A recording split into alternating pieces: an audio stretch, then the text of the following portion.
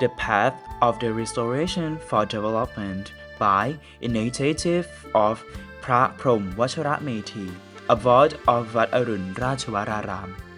In the past, this road was in a state of dilapidation. The north side was covered with a solid roof, while the south side was blocked off and repurposed as a storage room. The overall condition obstructed traffic along the road.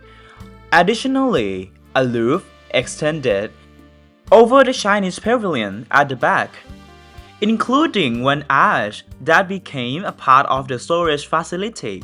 By the initiative of พระพรหมวชรเมธี advisor of the พระมหาธีระ Association and Abbot of Wat Arun Ratchawararam, the secretary division led by พระวชิระรัตนาพร Doctor and Secretary of Wat Arun Ratchawararam, was tasked with restoring the road.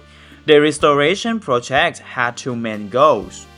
First, to provide the convenience for walking around the พระปราง of Wat Arun from all sides.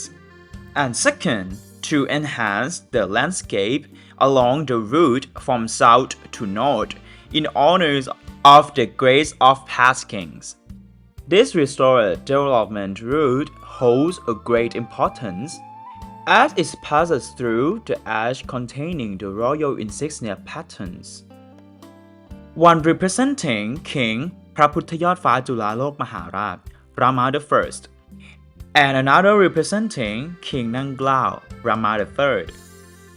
Historically, this route was also said to be the path followed by high-ranking royal family members, accompanying King Taksin of Thonburi. Upon completion, the landscape path was further beautified with a large pair of carved stone lions at its entrance, and both sides of path were decorated with various species of bonsai tree.